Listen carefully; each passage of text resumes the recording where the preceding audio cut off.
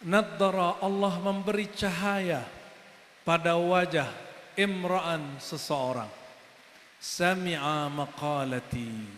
Sami'a, mendengar, belajar. Maqalati, makalah-makalahku, kata-kataku.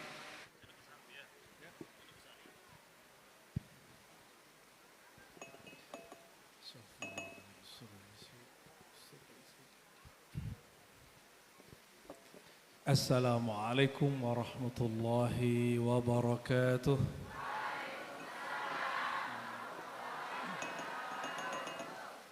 Dingin. Alhamdulillah, summa alhamdulillah ala kulli halin wa fi kulli halin, wa nasallallahu ayaj'alana min ibadihi syakirin. Amin ya rabbal alamin. Nushhidukum bi an la ilaha illallah wa anna Muhammadan abduhu wa rasuluh. Allahumma salli ala sayyidina Muhammad. Allahumma salli wa sallim wa barik ala sayyidina Muhammad. Allahumma salli wa sallim wa barik alaihi. Amma ba'du, para masyayikh, para kiai, wabil khusus sahibul mahad, khadimut tulab wa talibat, Kiai Tuan Guru Muhammad Turmuzi, semoga beliau selalu dirahmati Allah Subhanahu wa taala. Para Tuan Guru yang tidak mungkin Al-Fakir sebutkan satu persatu, dan tentu juga ada Tuan Guru yang nyamar jadi santri di bawah. Allah Maha Tahu. Semoga Allah Ta'ala mengangkat derajat kita semua. Karena Pak Kiainya bernama Muhammad Turmuzi, 2 tahun lalu kami baru pulang, setahun lalu ya, baru pulang dari negeri Uzbek, kampung Imam Turmuzi. Turmuzi itu lafaz pesantren-pesantren di Indonesia. Namun nama aslinya Tirmiz. Tirmiz, Turmuz. Kalau orang Padang jadi Tarmizi Taher. Jadi menteri dulu ya. Karena nama itu tidak dapat ditasrif, tidak ada timbangannya, maka pembacaannya dimaklumi kalau ada perbedaan-perbedaan. Mumpung khadimul ma'hadnya bernama Tirmizi atau Turmuzi, kita bertabarruk kepada hadis Imam At-Tirmizi. Mau dengar? Sanadnya kita pendek dari guru saya Abu Ya Sya'rani, dari Syekh Yasin Al-Fadani, dari Ihsan Jampes dari Jawa, yang bersambung sanadnya kepada Imam At-Tirmizi. Imam Tirmizi bersambung kepada Nabi Muhammad sallallahu alaihi wasallam. Qala Rasulullah sallallahu alaihi wasallam, naddarallahu imra'an sami'a maqalati. Naddara, apa arti naddara? Allah telah akan atau telah selalu, tapi orang Arab biasa mengartikan semoga Allah. Semoga Allah memberikan nadrah. Nadrah berarti nur fil wajah, cahaya di wajah. Wajah itu ada wajah zahir, ada wajah batin. Wajah zahir ini kalau hendak jumpa orang-orang yang kita suka, kita akan permak dia ya. Ibu-ibu suka permak muka ya. Bapak-bapak ini ala kadar aja. Kalau bapak-bapak ini suka permak muka, saya curiga. Jangan-jangan kelaminnya sudah ganda. Bersih, laki-laki itu justru kalau mukanya berminyak itu maco. Gak usah charming, tau charming gak? Gak usah dikasih bedak-bedak pak.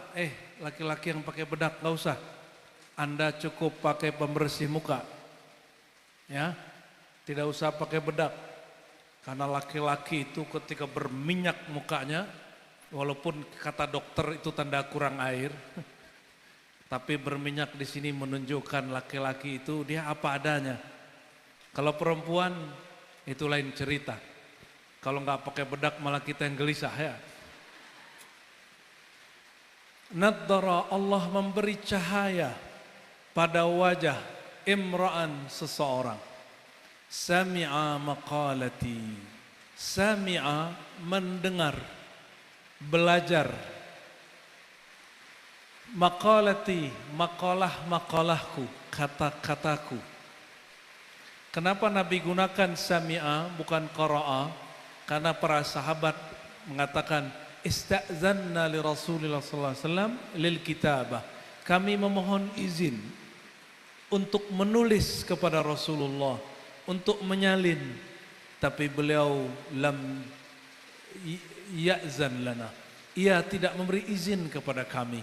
Kenapa? Karena kalau orang mendengar, matanya juga menatap, hatinya ikut. Hatinya juga ikut. Oleh karena itu, Rasulullah SAW menggunakan kata sami'ah. Dan ini juga mukjizat baginda.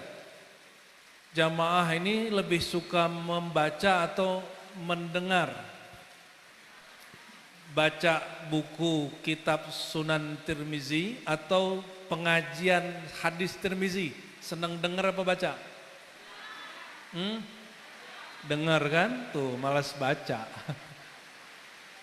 Karena baginda sallallahu alaihi wasallam sudah tahu umatnya nggak suka baca barangkali ya.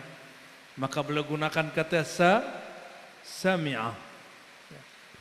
Tapi kalau ada perintah turun ke baginda Rasulullah, perintahnya apa? Iqra. Perintah ke Nabi turunnya Iqra, baca. Nah, ini perbedaannya. Kita lanjutkan hadisnya. Naddarallahu imra'an. Semoga Allah memberi cahaya wajah seseorang. Seseorang ini boleh laki-laki, boleh perempuan, setara. Sami'a maqalati, mendengar kalamku, mempelajari kalam-kalamku. Kenapa? Wa ma yantiqu 'anil hawa, karena baginda tidak berbicara dengan hawa nafsunya, tidak dengan emosinya. Hawa itu kullu mailin ila ghairillah, segala sesuatu kecenderungan kepada selain Allah itu hawa. Apa aja itu?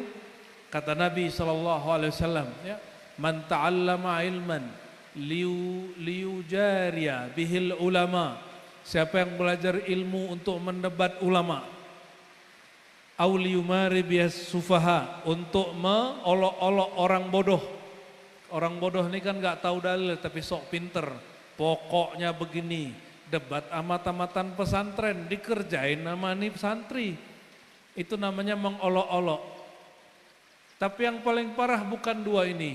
Yang ketiga, liyusrifa bihi wujuhun nas, supaya orang tertarik ngaji kepada dia, supaya orang menjadi murid dia. Nah, ini untuk saya dan para tuan guru ini, para siapapun yang khidmat pada ilmu, ujiannya 3 ini, tapi yang paling berat nomor 3. Yang paling berat mana? Itu yang disebut hawa. Apa kata Nabi? Adkhalahul an-nar. Dalam riwayat Imam Al-Hakim, la yashum raihatal jannah, tidak mencium bau surga, berarti masuk neraka. Jangankan di akhirat, dari sini dia tidak mampu mencium bau surga. Bapak Ibu yang bukan Allah, hadisnya belum selesai, tapi kita potong di tengah. Bau surga itu sudah tercium di dunia. Kenapa?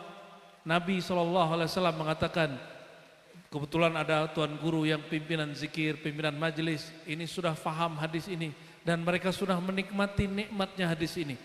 Apa kata beliau SAW? Idza marartum biriyadil jannah farta'u. Jika engkau melewati taman-taman surga, maka petiklah. Taman surga bukan di surga, bukan di akhirat. Taman surga di sini. Insya Allah pesantren ini Kiai menjadi taman surga, amin. Majelis-majelis para tuan guru semoga jadi taman surga. Kenapa? Karena mereka tidak lagi berniat yang 3 tadi. Yang 3 tadi sudah lewat. Ini yang disebut di dalam Al-Quran bahwa Nabi itu da'iyan ilallahi bi'idnih, Nabi SAW itu mengajak manusia bukan ke dirinya, tapi kepada Allah. Bukan supaya banyak-banyakan murid, bukan supaya viral di YouTube ataupun TikTok. Itu bid'ah itu Pak ya. Di zaman Rasul nggak ada TikTok. Tapi bid'ahnya tidaklah muharramah ya. Taib. Lalu apa kata Nabi SAW? Faballaghaha, lalu dia sampaikan ke murid-muridnya. Jadi pertama mendengar, yang kedua menyampaikan. Di riwayat yang lain Abu Daud disebutkan fawa'aha, dia menghafalkannya, menghayatinya, mengamalkan, lalu dia ajarkan. Kama sami'aha, ada kalimat pentingnya, sebagaimana dia belajar. Ini yang disebut tidak bid'ah. Tidak bid'ah itu ilmu yang diajar tidak ditambah, tidak dikurang. Hanya metodenya yang boleh dirubah. Isinya tidak boleh ditambah, tidak boleh dikurangi. Maka Imam Syafi'i radhiyallahu ta'ala anhu, beliau ketika membangun mazhab sendiri, itu bukanlah menambah mengurangi, justru supaya tidak ada yang kesusupan dalam ajaran Islam. Maka dikumpulkan hadis-hadis dalam kitab Al-Um. Muridnya menyebut itu mazhab Imam Syafi'i, sedangkan dia mengatakan ini hanyalah hadis-hadis baginda Nabi Muhammad sallallahu alaihi wasallam. Jadi imam itu bukanlah pencipta agama. Imam itu hanya meringkas ajaran Nabi yang sangat luas itu. Dulu ada seorang sahabat datang ke baginda, wahai baginda, inna syara' al-Islam qad kathurat alayya. Syariat Islam kok ribet banyak sekali. Ada ajaran ini, ajaran itu. Ini curhat jamaah. Cuma dulu nggak ada komentar di bawah YouTube karena YouTube-nya belum ada. Pertanyaannya apa, wahai baginda, syariat Islam ini kok kebanyakan? Berarti IQ sahabat ini standar. Beda dengan Abu Bakar, Umar, Utsman, Ali, Amr bin As, ya, Muaz bin Jabal, Abu Darda, ini beda. Beda kualitas. Wadah kolbunya tidak sanggup menanggung ilmu yang banyak. Maka Nabi SAW ya, kemudian mendengarkan dia. Apa kata orang ini, wahai baginda, ajarkan aku hal yang pendek-pendek saja, yang ringkas-ringkas. Apa kata Nabi? Qul amantu billah tsumma istaqim. Katakanlah aku percaya kepada Allah, iman kepada Allah, lalu istiqomahlah. Cukup satu aja. Iman di mana? Di status WA, status Facebook. Iman di mana? Di kolbu. Ketika Nabi mengatakan qul amantu billah, sering-seringlah kamu baca amantu billah, aku percaya kepada Allah, summa istaqim. Pakai summa menunjukkan proses jarak, bahwa tidak mudah orang untuk istiqomah. Istiqomah itu bukan rutin.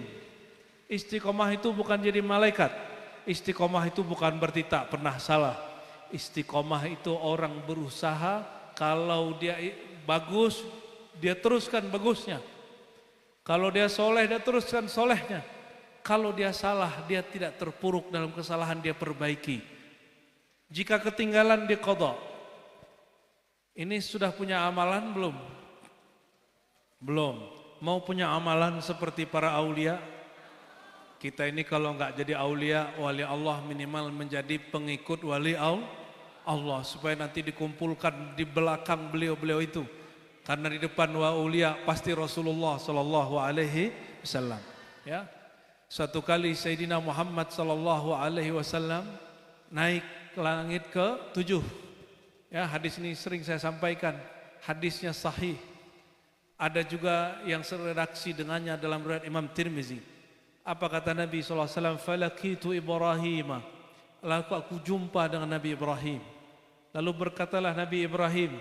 Apa kata Ibrahim? Ya Rasulullah, ya Muhammad, aqri ummataka minni assalam. Bacakan salam dariku ke umatmu. Pernah dengar ceramah ini? Ini kan tadi minta diulangi kan? Pengen langsung. Sebentar, kalau gitu saya minum kopi dulu. Bismillah.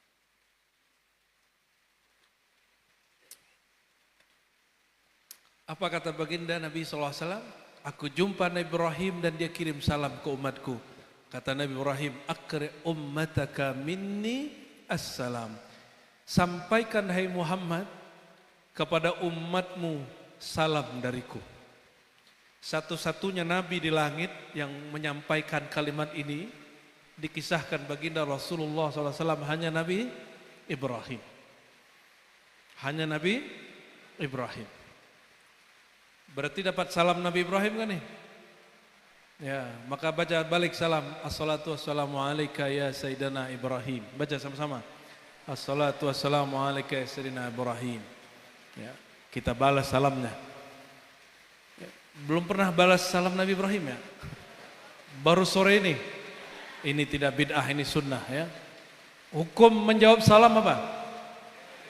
Dan ini dalil bahwa orang yang sudah wafat boleh kirim salam kepada yang masih hidup. Karena yang wafat hanya jasadnya, ruhnya tidak wafat.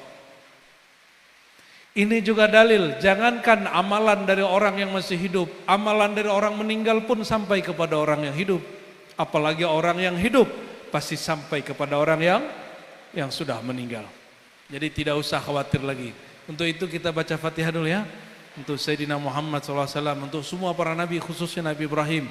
Ala hadinniya ila ruhin Nabi sallallahu alaihi wasallam. Wa akhasul khusus ila Sayyidina Ibrahim. Abil Anbiya Al-Fatihah. Bismillahirrahmanirrahim. Ya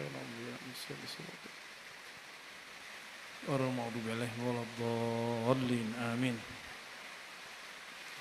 Kata Sayyidina Ibrahim, wahai Muhammad, sampaikan kepada umatmu, surga itu subur, tapi pohonnya belum ada. Pohonnya masih sedikit.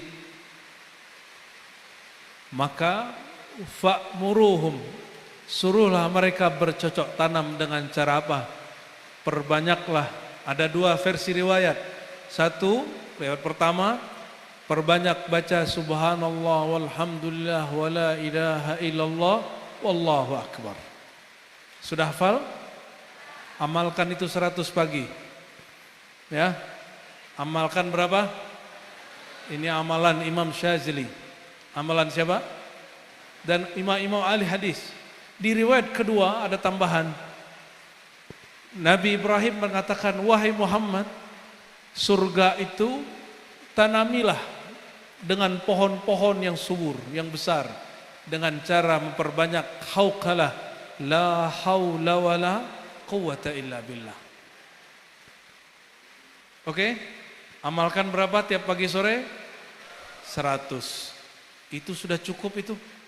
Subhanallah, alhamdulillah, wa la ilaha illallah, Allahu akbar, la haula wala. Boleh dipisah. Subhanallah 100, alhamdulillah 100, Allahu akbar 100, la ilaha illallah 100, Allahu akbar 100, la haula wala quwwata illa billah 100. Itu lebih mengena bagi sebagian orang. Kalau saya lebih senang saya pisah. Jadi subhanallah 100 ya, sampai terasa nama Allah ini betul-betul nancap di dalam kalbu. Baru pindah alhamdulillah. Kecuali lagi safar begini. Kalau lagi safar begini, saya lagi tidak bisa fokus, maka ba'da salat hanya baca 10-10. Tapi gabung baru subhanallah alhamdulillah wa la ilaha illallah wallahu akbar 10. Salat saja di qasar, apalagi zikir. Tapi kalau sudah naik kendaraan, kita zikiran lagi. Ya, begitu sampai tertidur, dan itu nikmat sekali. Orang-orang yang berzikir di dalam dirinya ada teman-teman surga. Kalau taman rapi atau tidak? Taman itu dipelihara atau tidak? Disiram tiap pagi sore atau tidak? Maka siapa yang sedang membangun taman surga di dalam dirinya, di rumahnya, di majelisnya, di pesantrennya, di kampungnya, di negerinya, di negara kita ini, kita jadiin negara kita ini taman-taman surga. Insya Allah ini ke depan kita buat zikir-zikir akbar. Saya masih belum buat zikir-zikir akbar. Kenapa? Saya tahu sendiri, saya ini asghar. Tahu asghar enggak? Nasi goreng. Asghar. Anak Garut apa kalau orang Cukur rambut tuh. Asgar, bukan. Asgar, umur saya secara fisik masih kecil. Tapi tahun ini umur kami alhamdulillah secara Masehi 40, Hijriah sudah 41. Jadi saya nahan-nahan itu dari kemarin. Ya, insya Allah ke depan kita buat zikir-zikir di mana-mana. Kajian zikir. Insya nanti next kalau datang lagi ke sini Pak Kiai, insya Allah kita baca hadis beberapa lalu kita zikiran. Insya zikir yang boleh dizikirkan secara jamaah. Seperti tadi zikir yang tadi, ya. Maka siapapun yang hadir silakan amalkan, ini namanya al-wirdul asas, wirid asas. Tapi ini ijazah umumnya, ada ijazah khususnya. Kalau ijazah khusus dia pakai syahadat. Coba tulis yang punya catatan, rekam yang punya rekaman. Cara membacanya pertama apa? Perbarui syahadat. Pertama baca asyhadu alla ilaha illallah wa asyhadu anna Muhammadar Rasulullah. Maknanya didalamkan, ya Allah, aku benar-benar bersaksi tiada yang berhak disembah, tiada yang betul-betul menciptaku, tiada yang memberi rezekiku, tiada yang menjagaku kecuali Engkau ya Allah. Itu perbaharuan pendalaman makna asyhadu alla ilaha. Makna ini lebih dalam, lebih dalam. Nanti dengan perjalanan waktu kita urai sedikit demi sedikit, ya.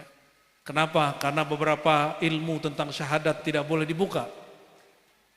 Ada yang boleh dibuka, ada yang tidak boleh dibuka. Yang kedua, asyhadu anna Muhammadar Rasulullah. Kalimatnya langsung, panggil saja wahai baginda Rasulullah. Begitu kalau syahadat. Wahai baginda Rasulullah, terimalah persaksianku bahwa engkau adalah Rasul Allah, kekasih Allah, hamba Allah. Terimalah aku menjadi umatmu. Yang Nabi panggil-panggil sebelum wafatnya ummati, ummati. Yang Nabi panggil-panggil waktu beliau naik, umatku, umatku. Yang ketika beliau nanti bangkit di padang mahsyar, beliau yang dipanggil siapa? Ummati. Semua Nabi panggil dirinya nafsi, nafsi, aku. Bagaimana nasibku? Dikasih amanah oleh Allah tapi aku pernah salah 1-2 kali. Semua Nabi mengkhawatirkan dirinya. Hanya Nabi Muhammad SAW yang memikirkan bukan dirinya. Yang dipikirkan siapa? Nih orang-orang Lombok ini salah satunya, ya. Antum ini dipikirkan oleh Rasulullah. Sampai hari ini Rasulullah selalu dengan nurnya mengatakan ummati, ummati. Namun ada yang menangkap itu, ada yang tidak. Ada yang merasakan itu, ada tidak. Semoga kita merasakan itu. Amin. Kenapa? Rasulullah SAW mengatakan man shalla alayya. Hadis ini masyhur sekali. Hadis ada di Kutubus Sittah. Siapa yang mengucapkan salawat dan salam kepadaku, raddallahu alayya ruhi. Allah hadirkan rohku. Radda dari kata radda ya ruddu, rududa atau raddan. Allah kembalikan, Allah hadirkan kembali. Jadi siapa yang menolak hadirnya Rasulullah dalam salawat, berarti dia tidak mau menerima fakta hadis ini, atau dia kurang faham hadis ini. Meskipun wajahnya wajah Arab, orangnya orang Arab, kadang-kadang karena pemahaman akidah yang sudah rusak, pemahaman ahlus sunnahnya kurang tepat, pemahaman tasawufnya tidak sampai, akhirnya menolak bahwa Rasulullah selalu hadir. Sallallahu alaihi wasallam. Allah kembalikan rohku fa'arudda alaihi salam. Lalu aku membalas salamnya. Yang membalas salam roh atau badan? Roh Nabi atau badan Nabi? Maka yang mendengar hanya roh kita. Jadi jangan kemudian dicari-cari, dibayang-bayangkan, di khayal-khayal. Mana nih suara balasan Nabi? Mana. Itu namanya berkhayal. Agama kita rohaninya tidak dibangun dengan berkhayal-khayal. Jika Allah kasih rasa, terima. Jika tidak, tidak usah dicari-cari. Cukup amalkan apa yang ada. Qul amantu billah summa istaqim. Percaya saja kepada Allah lalu istiqamah. Maka istiqamah itulah induk semua rasa, induk semua zauq yang dikaji-kaji oleh ahli tasawuf. Zauq. zauk tertinggi itu istiqomah. Apa itu? Engkau tetap ke jalan Allah, engkau tidak berpaling kepada Allah di saat rasa ataupun itu ada ataupun tidak ada. Khusyuk tidak khusyuk, sholatnya jalan. Zikir, ada mukasyafah, melihat gaib tidak melihat gaib, tetap zikir. Itu yang disebut istiqamah. Orang yang bersikap stabil, yang tetap utuh rohaninya meskipun kondisinya berubah. Itulah yang dikatakan oleh Imam Abu Yazid. Belum lama ini, 2 hari 3 hari lalu kami baca kitabnya bersama para mu'alim ribat di rumah. Sampailah di kitab Tabaqat Sufiyah, Abu Yazid Bustami ditanya, apa perbedaan orang yang suka ibadah tapi dia awam, tidak kenal Allah kecuali hanya nama, tidak kenal Allah, tidak kenal surga kecuali hanya pahala, dengan orang yang al-arif al-wasil, orang yang kenal Allah dan dia sampai rasa bertuhannya kepada Allah, yang kita sebut wali. Apa perbedaannya? Mau tahu? Biar cek sore ini kita sudah yang mana. Ya, kita ini sudah yang mana. Jangan sedih kalau masih yang pertama, jangan jumawa bangga kalau kita sudah yang kedua. Ya, anggap saja kita belum apa-apa. Bahkan yang pertama pun belum, apalagi yang kedua. Lalu beliau menjawab, Abu Yazid wafat tahun 261, ya. Beliau ada dalam silsilah tariqah, ada tariqah ishqiyah, ada tariqah zauqiyah, ada tariqah naqsyabandiyah, ada tariqah bustamiyah, macam-macam nama tariqah yang turun dari beliau. Beliau kemudian mengatakan, orang abid, ahli ibadah yang menghambakan rasa, menghambakan pahala, yang beribadah untuk hajat-hajat duniawi, dia beribadah bil hal. Bi di situ ba sababiyah atau ba isti'anah. Ba sababiyah sebab ada hal. Isti'anah karena terbantu oleh satu hal.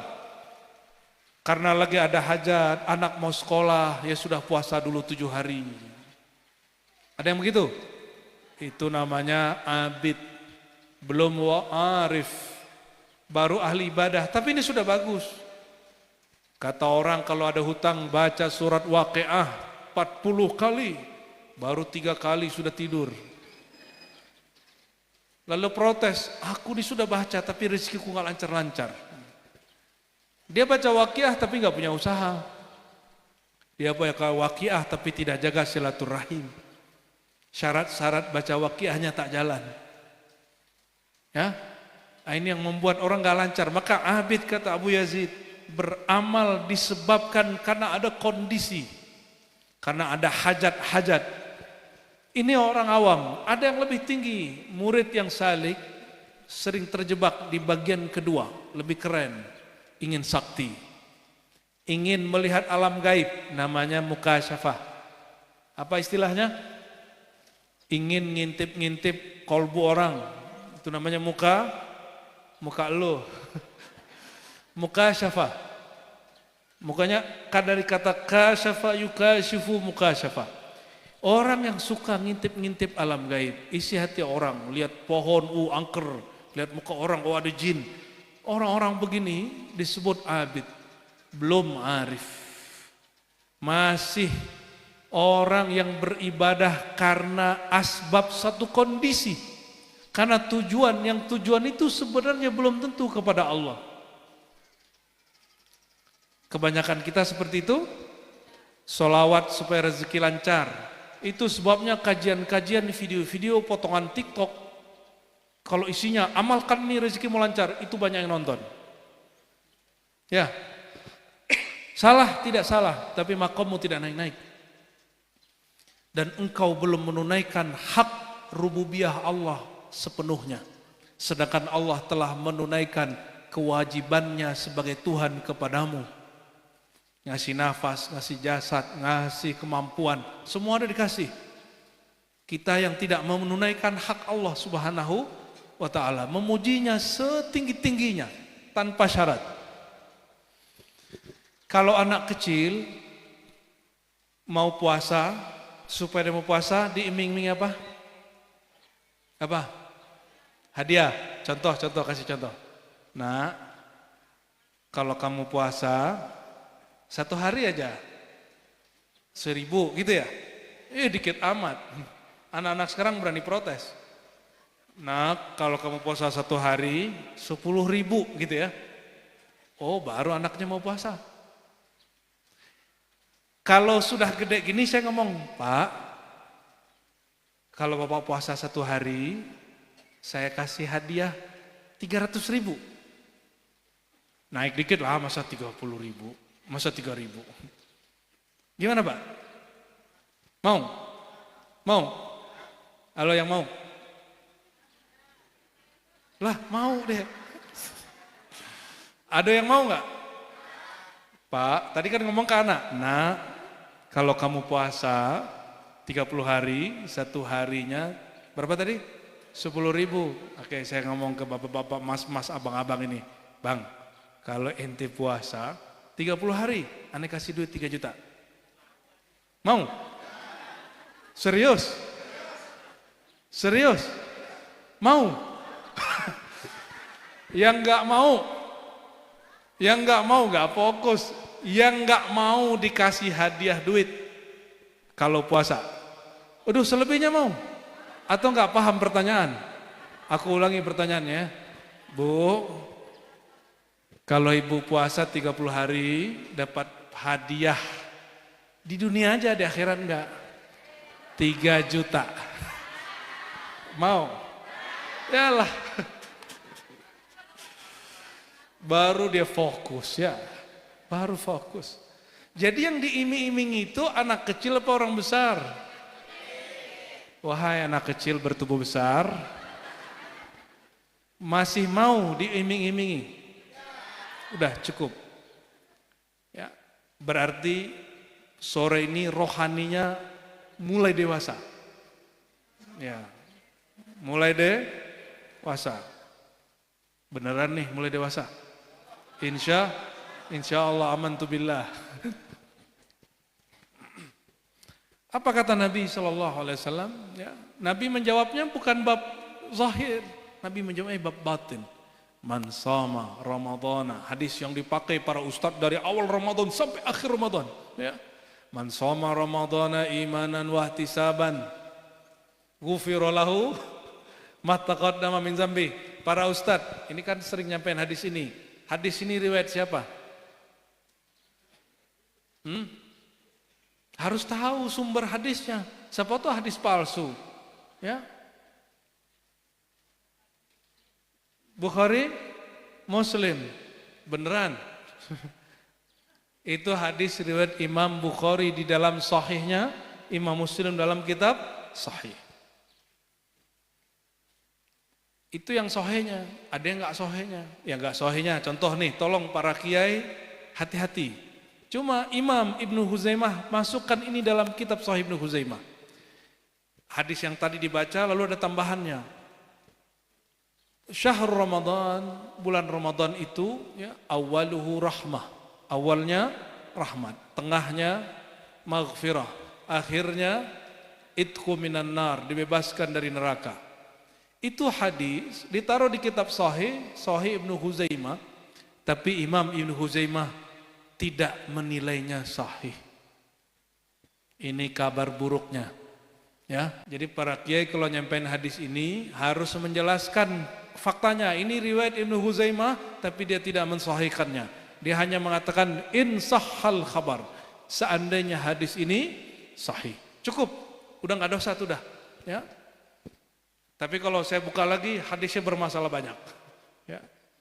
Udah cukup di situ dulu karena ini hadis populer sekali. Banyak tuan guru nanti tersinggung. Saya ini aslinya ngajarin daftar hadis palsu selama 7 tahun. 7 tahun saya buat kajian daurah dari kampung ke kampung, kota ke kota hanya buat daftar hadis palsu populer dalam dakwah. Dan pesertanya para ustadz. Tapi kebanyakan para ustadz ini susah juga dikasih tahu. Kebanyakan. Ya. Kenapa? Ya wadahnya nggak dibuka. Nah itu ya, tapi saya yakin semua yang hadir sore ini sudah membuka wadah kolbunya. Amin. Kita tinggalkan bab itu, kembali ke hadis yang sedang kita bicarakan, taman-taman surga. Surga sudah ada belum hari ini? Sudah? Surga yang dulu Nabi Adam tinggal, kita bakal masuk ke situ atau surga yang lain? Bingung kan? Selama ini cuma digombalin surga. Nggak pernah diajak berpikir tentang surga yang sebenarnya. Padahal Qur'annya jelas, wa basyiril ladzina amanu. Ya, beri kabarlah orang-orang yang beriman. Wa amilus salihat, dan dia beramal saleh. Anna lahum jannatin tajri min tahtiha anhar. Bahwa mereka pasti, ini sudah pasti. Anna lahum itu ada faedahnya, menunjukkan pasti, luzum.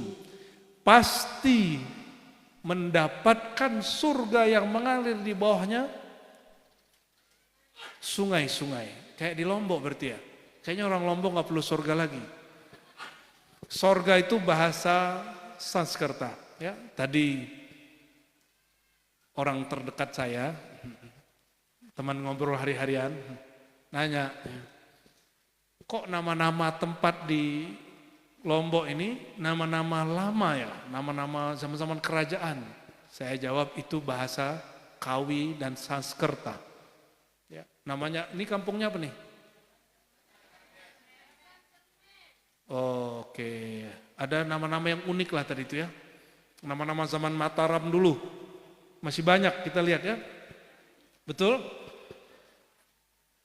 Surga, dari kata swarga, itu bukan bahasa Arab, itu bahasa Sanskerta. Artinya apa? Jadi sorga dalam pengertian orang Sanskerta, orang-orang Hindu, Buddha, itu lain dengan sorga yang kita maksud. Bagi mereka kalau jiwa sudah terbebas dari penyakit-penyakit jiwanya, dari belenggu-belenggu jiwanya, maka dia terbebas, dia moksa. Barulah nanti sampai di swarga. Datang Syekh Hamzah Fansuri di Aceh, datang Syekh Nuruddin Raniri dari India, campur Melayu, datang Syekh Abdul Rauf As-Singkili. Ya. Lombok waktu itu mungkin belum Islam mungkin ya, sebagian sudah, tapi kebanyakan belum Islam. Jawa juga belum, Sumatera baru bagian-bagian tertentu. Syekh Abdul Rauf dia buat tafsir, namanya Tarjuman Al-Mustafid. Dia diskusi dengan gurunya orang Arab, dia diskusi dengan gurunya orang-orang kita. Dapatlah satu istilah bahwa jannah. Jannah itu sinonim dari hadaiq. Hadiqah, apa artinya hadiqah? Santri-santri. Hadiqah, kebun, taman, ya. Innalil muttaqina.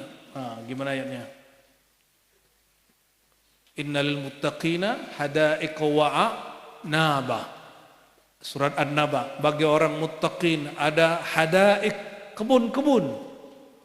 Ini baru istilah Arabnya. Yang lain ini sinonimnya.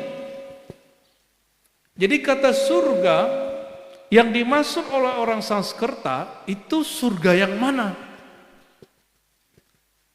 Kalau mengikuti Imam Al-Jili, dulu tuan guru di Lombok suka mengajar kitab Imam Al-Jili. Sekarang saya nggak tahu, semoga muncul lagi. Judulnya Al-Insan Al-Kamil. Tapi diajarkan secara terbatas ke murid-murid. Kitab apa? Al-Insan Kamil, isinya di situ tentang insan kamil, tentang wujud, tentang kerinduan kepada Allah, itu bagaimana memahami Allahnya. Lebih kepada hakikat-hakikat, dan itu kitab berat sekali. Banyak orang salah faham baca kitab ini.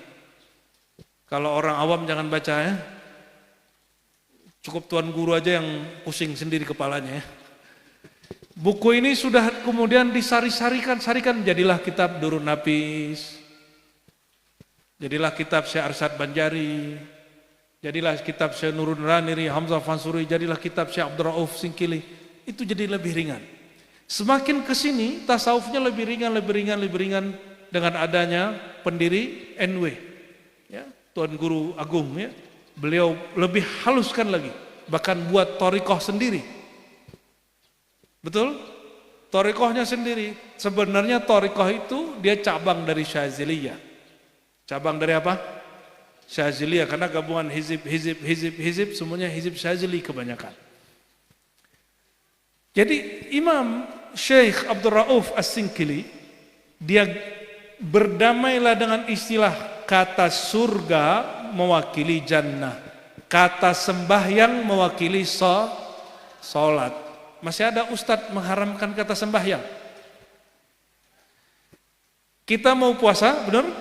Puasa bahasa Arab atau bahasa Sanskerta? Ya ayyuhalladzina amanu kutiba alaikum puasa. Ada nggak ayatnya? Nggak ada kan ayatnya? Ada nggak Tuan Guru? Nggak ada ya? Itu ayat baru turun sore ini. Nggak ada, ayat itu nggak ada. Yang ada apa? Kutiba alaikumus siam. Siam jamak dari saum. Saum artinya al-imsak, menahan. Kita cek ke bahasa Sanskerta. Ternyata mereka mempunyai istilah yang kemudian dipakai di negeri ini yang sudah beragama Hindu, beragama Buddha, bahkan yang agamanya bukan agama kepercayaan kita sebut. Mereka sudah melakukan menahan diri untuk tidak makan minum. Bahkan ada yang lebih syadid lagi, lebih dahsyat lagi disebut mutih. Tahu mutih? Gak makan yang berdaging, makan yang putih-putih aja. Apa tuh? Nasi putih, putih garam, apa lagi? Muka putih gak? Kelapa muda, apa lagi? Ente yang muda-muda seneng ya. Oke. Nyambung? Sudah? Jadi orang di negeri ini dulu sudah kenal kata sembahyang, sudah kenal kata puasa, sudah kenal kata surga. Imam-imam kita masuk, imam-imam lokal. Ini enaknya kalau punya ulama orang lokal. Ngajinya di sini, terus dia sempurnakan di sana. Dia balikin lagi disesuaikan dengan bahasa lokal. Syekh Abdul Rauf 20 tahun di Mekah Madinah. Jumpa Imam Qurani dan guru dari Qurani namanya Kushashi. Jumpa ulama-ulama ratusan lebih. Dia dapat 40 thariqah, tapi masyhur ada dengan thariqah Syatariyah. Thariqah lamanya orang Lombok itu salah satunya Syatari. Syatariyah, Qadiriyah, Khalwatiyah. Dulu, sekarang sudah mengalami perubahan, tapi tak apa. Ya. Maka mereka kemudian berdakwah disesuaikan. Ini yang disebut dengan kata Nabi, kata Sayyidina Ali lebih tepat, kallimun nas ala qadri ukulihim. Kalau berdakwah, ngobrol dengan orang, bahasanya jangan ketinggian. Bahasanya jangan bahasanya turunin. Kalau ketemu orang awam pakai bahasa awam, kalau ketemu ulama pakai istilah-istilah Arab. Inilah yang membedakan, ya mohon maaf, ini bocoran para tuan guru. Kenapa tasawuf yang kami bawa lebih mudah difahami? Karena semua istilah tasawuf saya terjemahkan. Semua istilah yang rumit-rumit saya terjemahkan semampu kita. Tetap aja berat. Tapi seberat-beratnya kita tanya ke jamaah yang paling awam, paham nggak Bu? Paham. Paham nggak Pak? Paham. Minimal paham ala dia. Berat, iya berat, tapi asik. Betul? Dari awal saya ngomong sampai sekarang paham kan? Tapi berat kan? Kenapa? Ketawanya kurang. Ya, tapi aku bukan stand up comedy. Aku bukan komika seperti Panji. Ya. Sudah, lanjut. Kenapa Islam di Indonesia berkembang tanpa perang? Tiba-tiba ya Nur Muhammad itu berkembang dari Aceh terus sampai ke ujung Lombok, sampai ke ujung Papua, sampai ke ujung Ambon, sampai Sulawesi, sampai kemudian negeri Dayak, Kalimantan. Sisa sedikit-sedikit saja yang tidak. Karena mereka membahasakan yang rumit menjadi mudah. Bukan kemudian mengatakan itu kita berat, tutup saja. Nggak boleh begitu. Itu kita terlalu tinggi, nggak usah diajarkan. Bukan begitu. Ajarkan tapi sederhanakan bahasanya. Jangan rumit-rumit bahasanya. Maka dibawalah Al-Quran diterjemahkan oleh Tuan Guru Al-Imam Al-Mufassir pertama di negeri ini, namanya Syekh Abdul Rauf Singkili. Terjemahan Mustafid judul kitabnya, diterjemahkan kata Rabb jadi Tuhan. Kata Rabb, ilah, jadi itu. Ada yang bilang nggak boleh nyebut Tuhan, itu pimpinan dewa. Dewa ada pimpinannya. Kayak DPR aja ya. Berarti ada dewa korupsi itu. Sikap proyek wahyu turun gitu. Apalagi diterjemahlah bahasa surga yang ada di sini disamakan dengan jannah. Apalagi wattaqun nar allati waquduha an-nas wal hijarah. Hati-hatilah terhadap nara. Kata Imam Al-Jili, ajaran Sanskerta itu dulu bahasa ini dibawa oleh Ibrahim. Dalam bahasa mereka disebut Brahmana. Wallahu a'lam. Tapi sepertinya benar. Cocok logi yang cocok. Yang ngomong Imam siapa? Al-Jili, pengarang kitab Al-Insan Al-Kamil. Saya jumpa seorang ulama besar di Cirebon, sangat zuhud sekali. Badannya juga tidak besar seperti saya, kurus tinggi, tapi ilmunya menjulang ke langit. Ya, Abuya Hussein Muhammad. Beliau hafiz Quran, hafiz banyak kitab.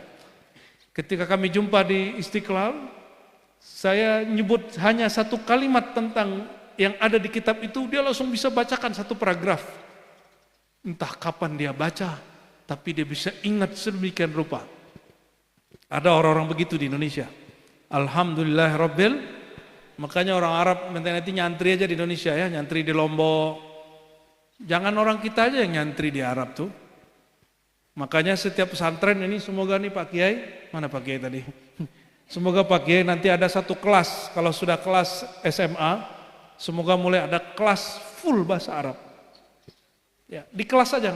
Di asrama gak usah bikin stres bahasa Arab di asrama itu, kan lucu, apalagi main bola. Idrib huna yaminan shimalan, aduh, apa itu? Bingung kita kalau bahasa Arab lagi main bola tuh udah pakai sarung, ribet ya. Nggak usah gaya-gayaan pakai bahasa Arab. Saya bahasa Arab hanya di kelas. Di kelas tapi maksimal, ada tanya jawabnya, kita dipaksa guru ngomong ya. Ditanya kita harus jawab pakai bahasa Arab ala kadarnya, lama-lama terbiasa. 2 jam pagi, 3 jam pagi, 3 jam sore, udah 6 jam berbahasa Arab setiap hari. Dengan ala kadar, nggak sanggup kita terjemahin sedikit ke bahasa Indonesia. Alhamdulillah sekarang Kiai, saya kalau ngomong bahasa Arab 7 hari 7 malam juga nggak perlu pakai bahasa Indonesia. Tapi entinya tidur duluan, aneh tidur belakangan. Insya Allah. Ngajar nih 7 hari 7 malam, nggak perlu pakai bahasa Indonesia. Dan walhamdulillah Al-Fakir tidak pernah kuliah di Arab. Hanya ngambil sanad ulama Arab. Ngaji di sana beberapa kali, dengerin masyaikh ngomong, ijazahan, begitu aja. Ngambil sanad. Kenapa? Bagi kami ngaji lebih awal dari ngambil sanad. Ngaji dulu ya, kuasai dulu kitab, baru ngambil sanad kemana-mana. Belum apa-apa udah ngambil sanad, ngambil ijazah. Kita nggak bisa ngajar orang dengan ijazah. Ya seperti orang-orang hari ini udah ijazah S1, S2, S3, ngelamar kemana-mana nggak ada yang terima. Ya, maka kalau sekolah nggak usah tinggi-tinggi, ilmunya banyak-banyakin. Sekolah tinggi-tinggi stres, ngelamar nggak diterima. Kalau sekolah tinggi jangan ngelamar, bikin kerjaan sendiri, bikin sekolah sendiri, bikin majelis sendiri, biar disebut gila sama orang. Semoga di sini nanti di kelas keberapa nanti ada kelas khusus bahasa Arab, di kelas aja ya. Gak usah paksa-paksa anak-anak di asrama ngomong bahasa Arab. Ini salah satu metode pesantren yang saya tidak terima.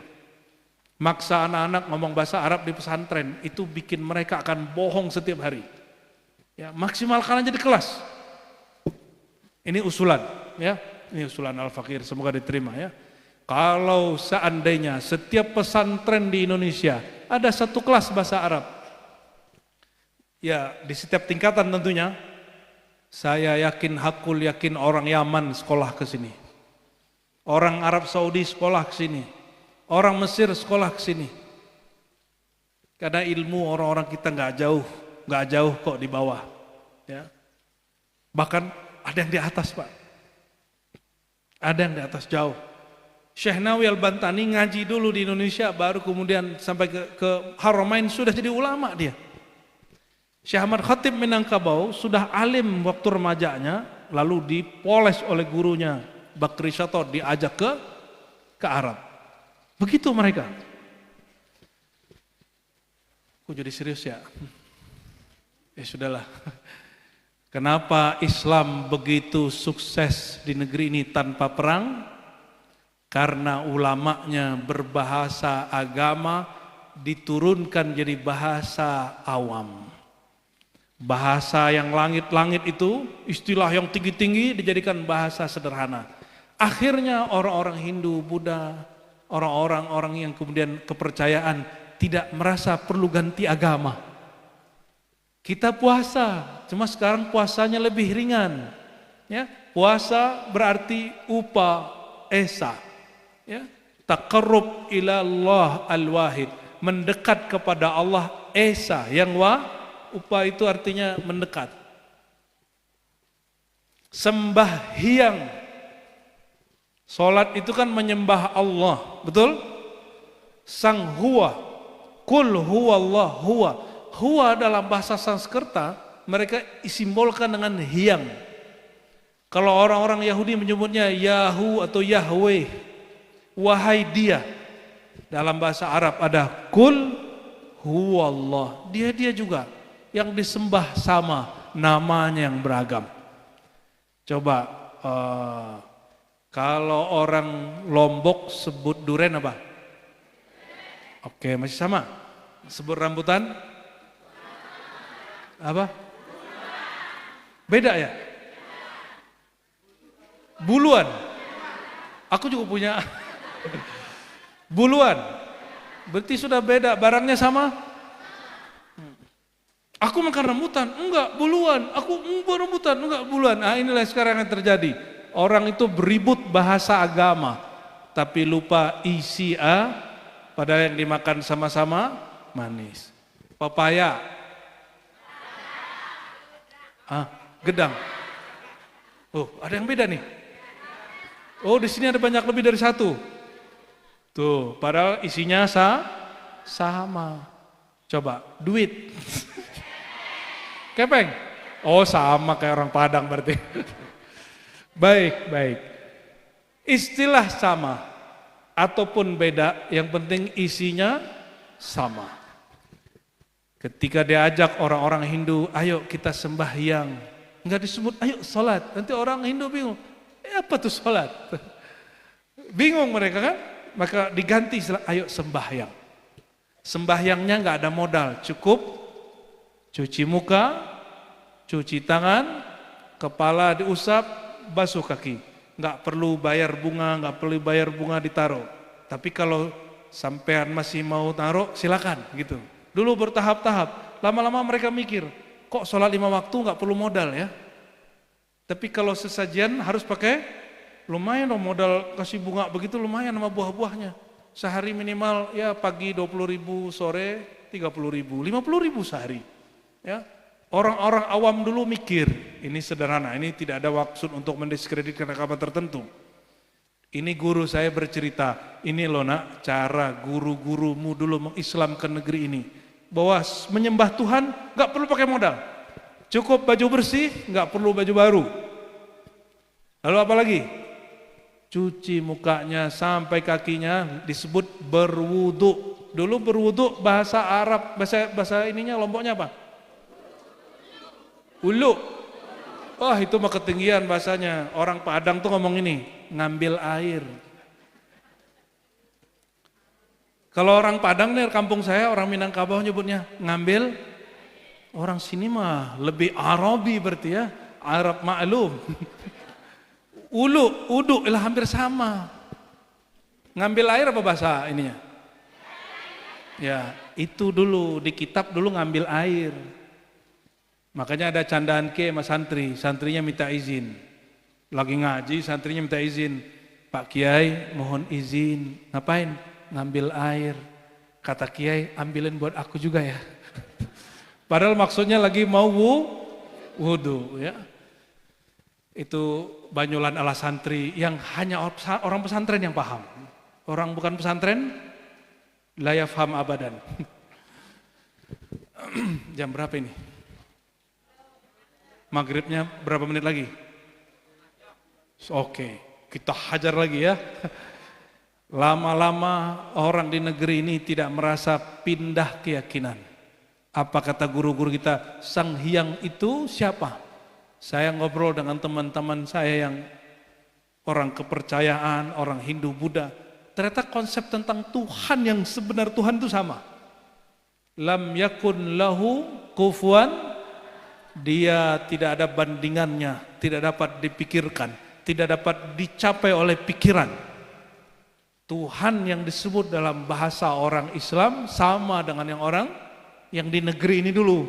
Waktu negeri ini masuk belum ada Kristen, belum ada Katolik, apalagi ateis. Yang ada Hindu dan Buddha. Mereka diajar, oh sama. Tuhan yang dalam bahasa Arab disebut Huwallah. Mereka sebut Sang Hyang Widya dan ada istilah-istilah yang berumit lagi. Dimudahkan itu istilahnya. Lebih mudah nanti lama-lama mereka nyebut dia adalah Allah. Lama-lama terus, bukan sebulan 2 bulan, bertahun-tahun sehingga tidak ada perperangan. Orang di negeri ini, nah inilah hasilnya. Ya, alhamdulillahirabbil, maka kita selalu mendoakan para pendahulu supaya mereka ya selalu mengirim madatnya, rohaninya, kirim-kirim salam buat kita seperti Nabi Ibrahim kirim salam buat kita. Amin ya rabbal alamin. Ini bagian terakhir yang mau saya sampaikan ya. Semoga tidak terlalu panjang. Nabi SAW ya mengatakan dalam hadis Imam Muslim ya, Subhanallah bihamdi, subhanallah azim, gharsun fil jannah. Satu zikir sebagai contoh, subhanallah wa bihamdi, subhanallahil, yang sering dibaca waktu tahlilan dan khataman. Coba ulangi, subhanallah bihamdi, subhanallahal azim. Apa kata beliau? Hadis sahih Muslim, gharsun fil jannah, satu tanaman di surga. Satu tanaman tapi itu surga abidin. Surga apa? Surga abidin. Bagaimana dengan surga arifin? Arifin itu seperti apa mereka? Sehingga surganya tidak disebut pohon. Abu Yazid mengatakan, orang yang arifin, perbedaannya dengan abidin, mereka menyembah Allah fil hal. Apapun halnya, apapun asbabnya, tidak ada juga sebabnya, tidak ada masalah, dia tetap menyembah Allah. Lagi susah senang nyembah Allah. Kalau lagi susah nyembah Allah dengan bersabar. Kalau lagi senang nyembah Allah dengan bersyukur. Kalau sedang apa nih? Galau. Sedang galau, zikirnya la haula wala quwwata illa billah. Kalau lagi sakit, zikirnya ridha. Lagi masalah ya, sakit badan, sakit hati, zikirnya ridha. Ya, mau sembuh hatinya. Jangan ridha ke makhluk, ridhoi Allah. Raditu billah, katakan aku ridha kepada, kalau ridha kepada Allah, ridha kepada semua perbuatannya, ridha kepada semua pemberiannya. Ya. Maka beliau mengatakan orang yang arif wasil menyembah Allah bukan karena pahala, bukan karena harap nanti kalau zikir ini rezeki lancar, enggak. Supaya badan sembuh, tidak. Supaya alam gaib tersingkap, bukan. Orang yang arif wasil menyembah Allah dalam semua hal. Bahkan hal itu tidak ada, dia tetap menyembah Allah. Kenapa? Allah mengatakan, aku tidak cipta jin manusia kecuali fitrah mereka cuma satu, menyembah aku sepanjang hidupnya. Narik nafas, buang nafas, harus nyembah Allah. Ya. Maka disebut zikir anfas. Ya, zikir apa? Zikir anfas. Disebut juga salat daim. wa hum ala salawatihim daimun, ya. Mereka salatnya daim. Atau Nabi mengatakan la yazalu lisanuka rataban bi dzikrillah. Ada orang tadi nanya, ya Rasulullah, Islam kok berat sekali? Kesimpulannya apa? Di riwayat ini ada jawaban lain. Hai sahabatku, hendaklah lisanmu selalu basah dalam nama Allah. Kalau lisan ini berhenti kalau lagi makan, berhenti zikir. Kalau lagi ngomong dengan orang berhenti zikir. Lagi tidur, kalau lagi tidur zikir nggak Pak? Ngapain? Ngorok, sama ngiler, betul? Maka zikirnya lisan apa? Lisan kolbu. Yang dimaksud Nabi lisan? Coba sebentar tes punya lisan kolbu nggak? Lidahnya coba kunci. Sudah? Baca Allah. Bisa? Jangan pakai lidah. Coba kunci lidahnya. Allah. Nggak usah pakai rasa-rasa dulu. Cek doang, cek kolbu. Allah, bisa? Bisa serius? Yaudah kita terusin. Pejam matanya, semua, 1, 2, 3, pejam mata. Sebut Allah. Rabbi Allah. Penciptaku, penguasa jiwaku, penggenggam kolbuku, hanyalah Allah. Jangan pakai lisan, kunci lidahnya. Baca Allah di dada kita, di tengah dada sebut Allah.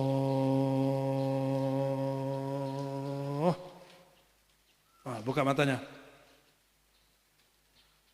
Bisa pakai kolbu baca? Berarti lisan itu yang dimaksud. Ini yang disebut di Quran, ya, surat Al-A'raf. Wazkur rabbaka fi nafsik.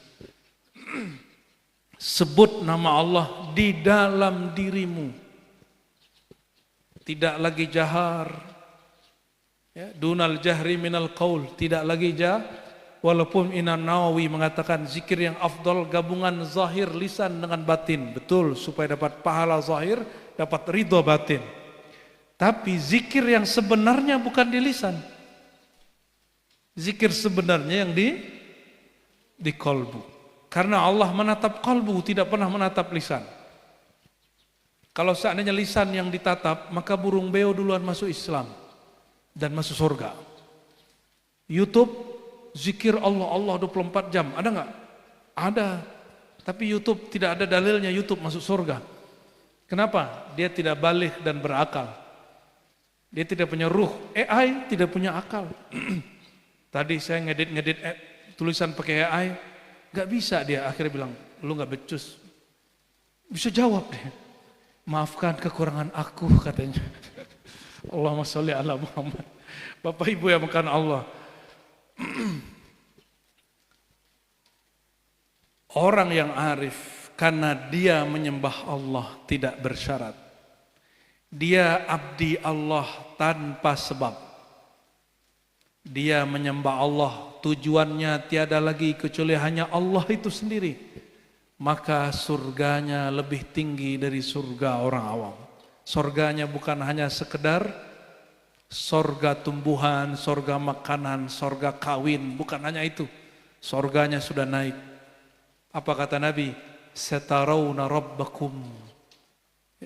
Nanti kalian akan menatap Allah Ta'ala. Kama tarawnal qamar fi lailatul badar.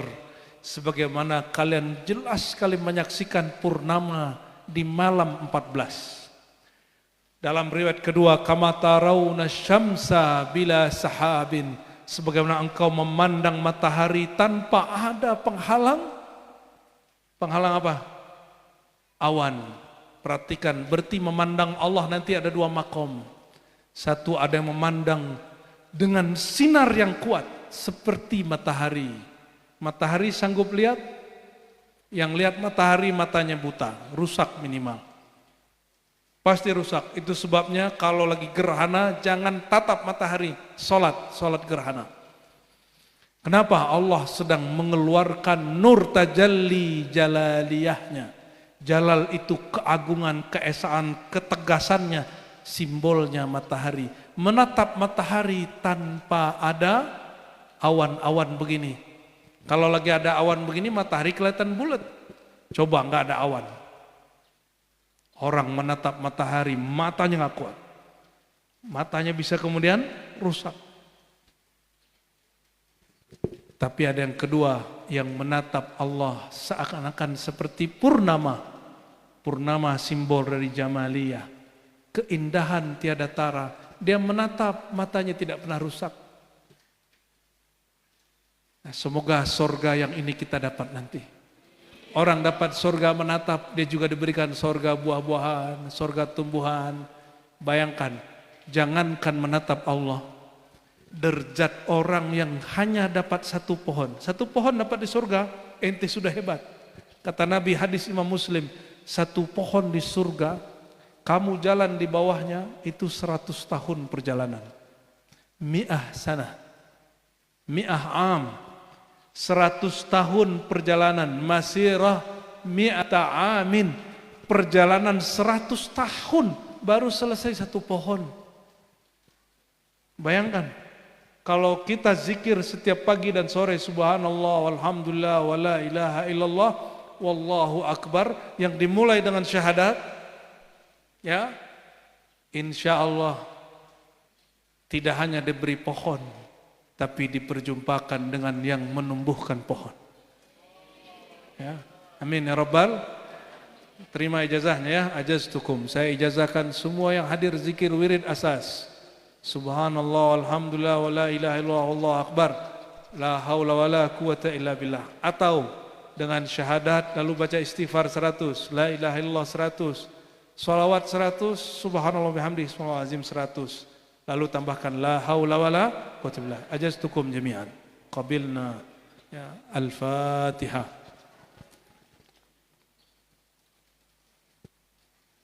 Shiratal ladzina an'amta 'alaihim ghairil maghdubi 'alaihim waladdallin. Amin. Mari kita salawat ya. Innallaha wa malaikatahu yusalluna 'alan nabiy. يا أيها الذين آمنوا صلوا عليه وسلموا تسليما.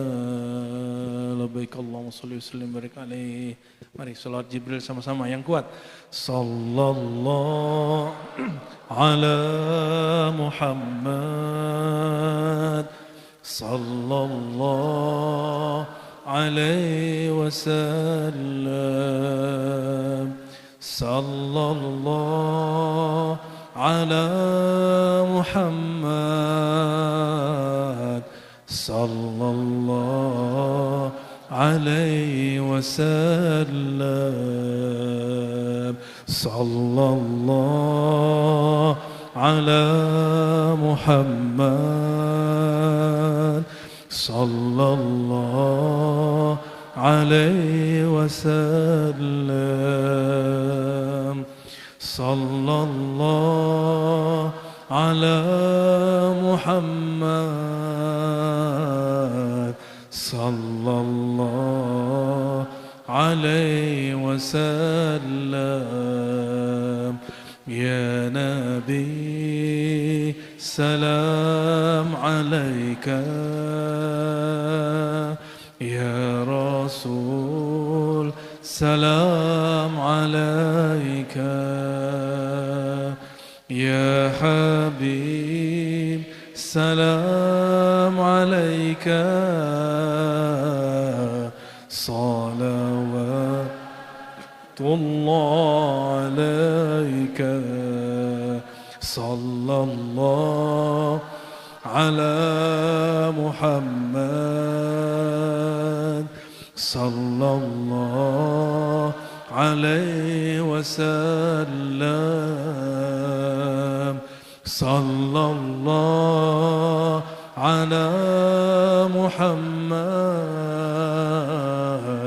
صلى الله عليه وسلم. طلع البدر علينا من ثنيات الوداع، وجب الشكر علينا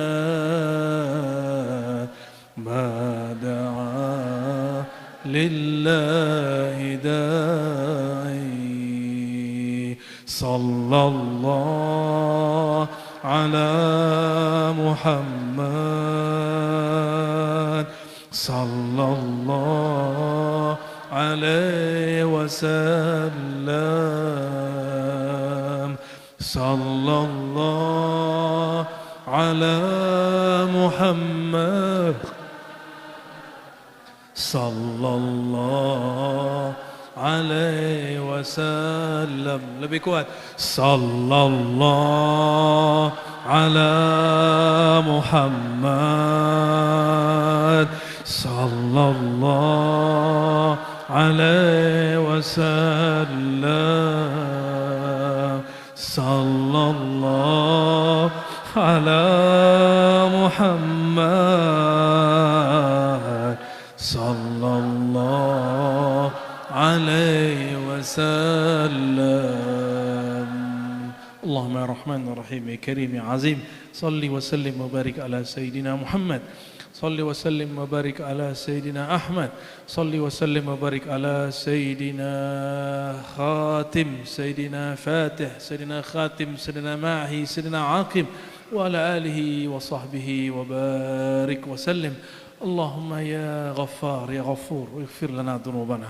Ya Allah yang Maha Pengampun, ampuni dosa mata pandangan kami, dosa lisan kami, dosa tangan kaki kami, dosa perut kemaluan kami, dosa dari ujung rambut sampai ujung kaki, dosa hati, dosa perasaan, dosa emosi, dosa iri, dosa dengki, dosa syirik yang khafi, dosa kagum kepada diri sendiri, dosa memandang rendah selain diri. Allahumma ya Allah ampunkan diri kami, bersihkan diri kami yang zahir, bersihkan diri kami yang batin. Ya Allah, ya Allah, ya Allah, ya Jami', ya Jami', ya Jami' li qulubin nas, ijba' qulubana ilaik.